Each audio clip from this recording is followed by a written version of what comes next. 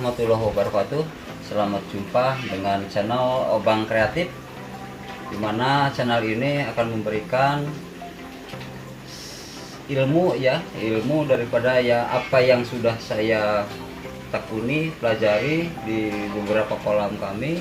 Nah, maka dari itu saya akan memberikan pengalaman tentang bagaimana caranya budidaya ikan lele sistem bioflok di kolam beton yang benar bagi sobat semua ya.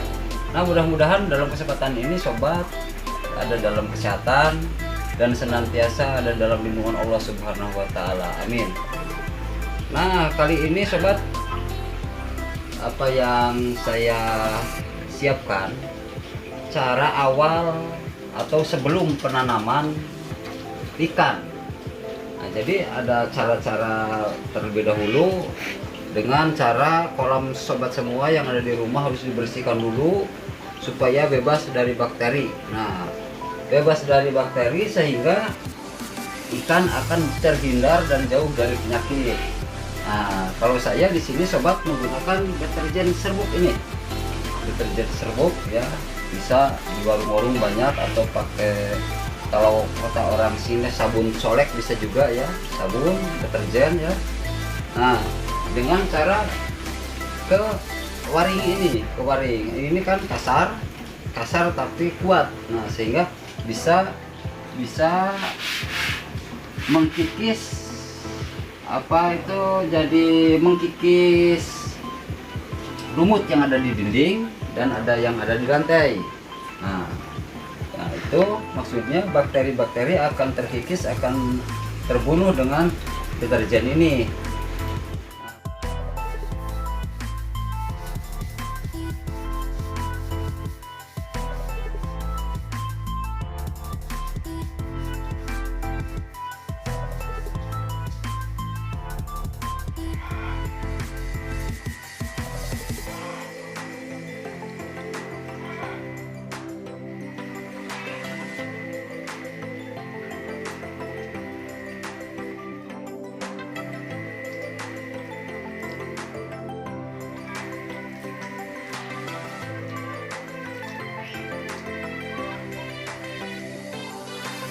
Sobat, selang sudah terpasang, ini selang oksigen sudah dipasang, ini sudah merata, ini ada 9 titik selang ya. Maksudnya ini selang supaya oksigennya itu merata, karena kalau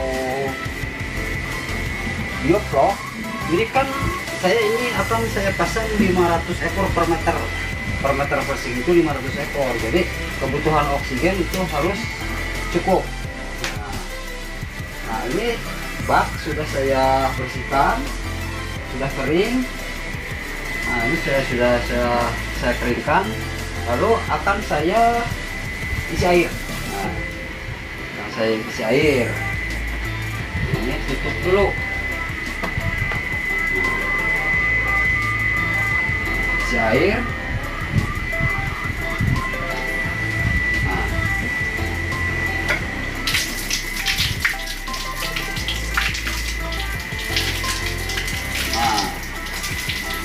Isi air. Nah, baik sobat, air sudah penuh ya, sudah saya isi, sudah kering kita isi. Nah, sekarang tahap berikutnya kita akan fermentasi. Nah, air akan saya fermentasi.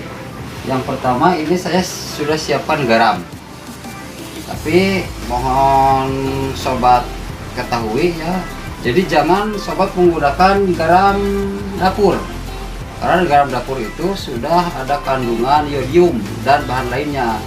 Nah, kalau garam krosok ini murni, sehingga ini hanya mengandung NaCl ya. Jadi ketika mau fermentasi usahakan pakai garam krosok. Nah, terus apalagi ini kapur dolomit yang fungsi kapur ini untuk penstabil pH. Nah, jadi pH air akan stabil dengan menggunakan kapur dolomit. Nah, terus ke garam. Ini garam untuk bisa menyehatkan ikan, dan juga ini bisa membantu menstabilkan pH juga ini. Nah, di samping bisa menghilangkan penyakit garam ini. Nah, terus di sini saya sudah siapkan probiotik.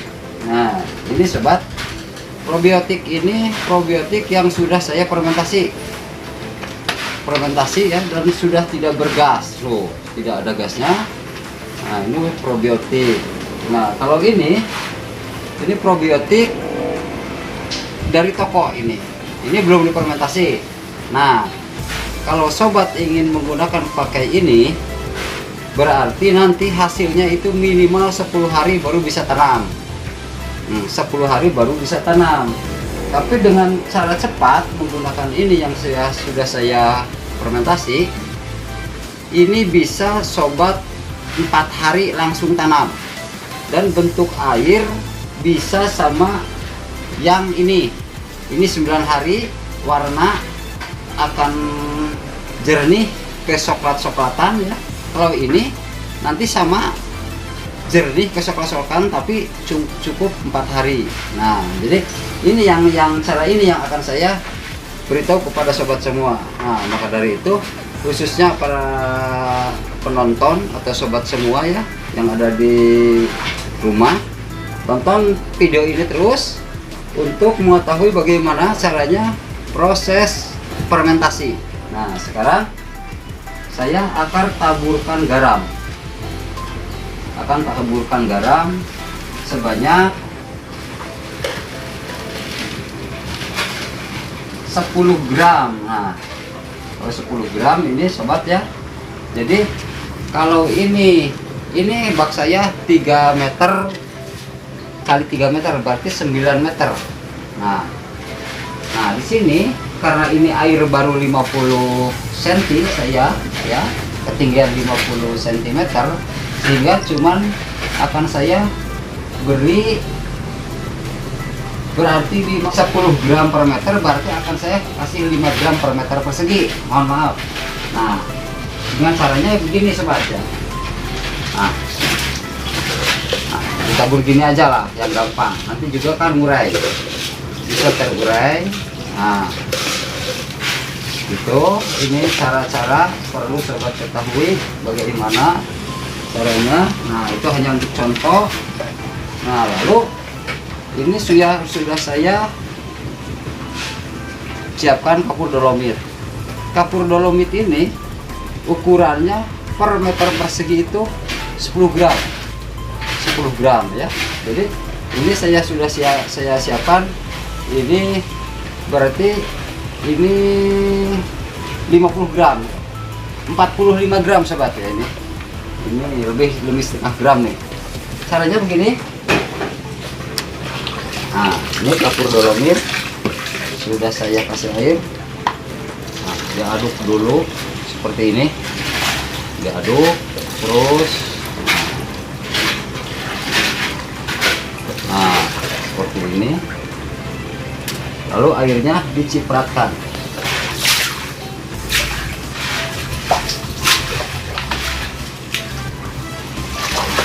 Ini proses penaburan dolomit ke dalam bak ya.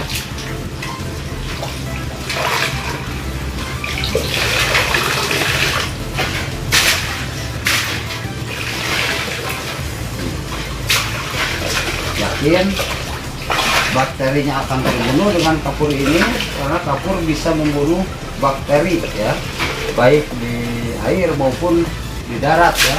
Itu manfaat kapur.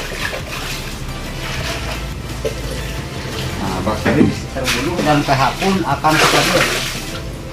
Dan ini kalau diukur ini di atas 6, berarti kan ideal untuk penanaman ikan.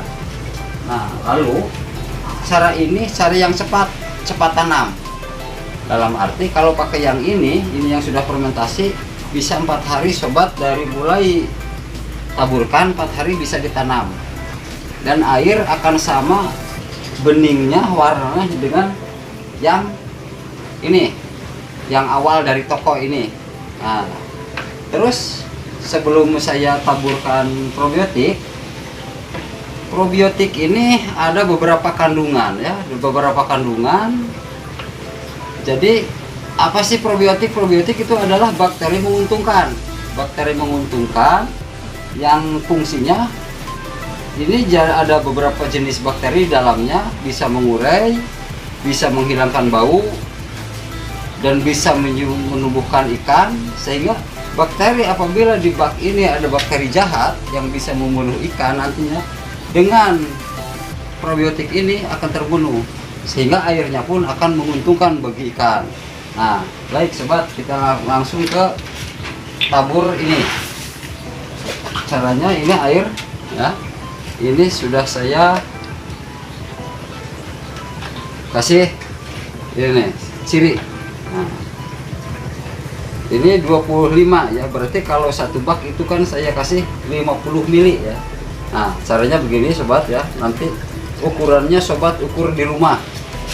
Nah, tuh cipratkan seperti ini.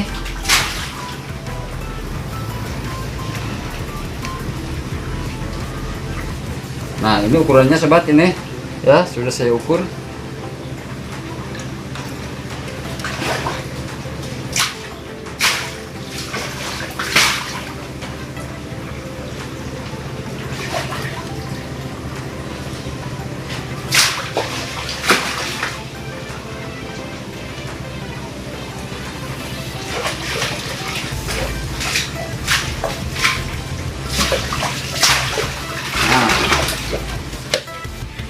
Lalu setelah ini sudah tercampur ke bak semua, nah, probiotik ini bisa hidup, akan bertambah berkembang biak ketika airnya berjalan. Nah, makanya kalau airnya tidak menggunakan aerator, bakteri itu akan diam.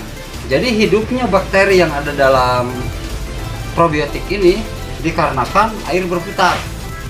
Nah, jadi kalau airnya tergenang, bakteri pun akan tergenang. Nah, itu perlu sobat ketahui. Nah, setelah itu akan kami nyalakan hydro-nya. Nah, ini sobat. Nah, di sini saya sudah pasang. Nah, oh, jadi air harus seperti ini. Oh, harus seperti ini. Nah, nanti. Nah.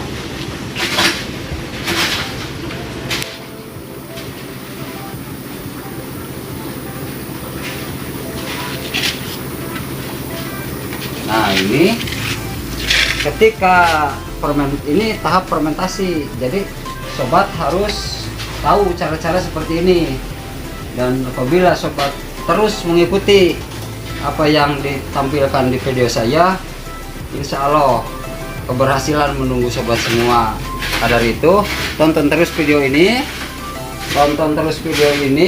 tonton yang bisa menginspirasi dan juga akan memberikan ilmu yang manfaat ya bagi sobat semua yang ada di rumah. Nah, mungkin hanya itu dulu. Mudah-mudahan ada jadi tuntunan dan jadi manfaat, sehingga kami kedepannya bisa terus memberikan video-video yang bermanfaat buat sobat semua, khususnya di budidaya ikan lele yang benar. Waalaikumsalam warahmatullahi wabarakatuh.